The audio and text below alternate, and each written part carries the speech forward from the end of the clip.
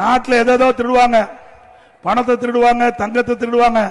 இப்போ உடல்ல இருக்கிற உறுப்பை திருடுறாங்க. நீங்க எல்லாம் கவனமா இருக்கணும். நீ ஏதாவது திமுக கட்சிக்காரர் நடத்துகின்ற மருத்துவமனைக்கு போய் ஆபரேஷன் பண்ணி இருந்தா உங்க உடம்புல உள்ள இருக்கிற உறுப்புலாம் இருக்குதான்னு ஸ்கேன் பண்ணி பாத்துக்குங்க. ஏன்னா உள்ள இருக்குது நமக்கு இன்னும் தெரியாத, டாக்டர் நம்பி தானே போறோம்.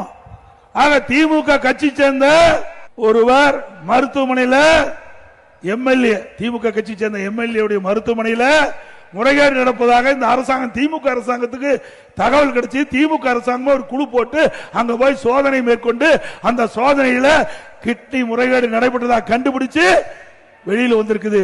இதுவரைக்கும் நடவடிக்கை எடுக்கல.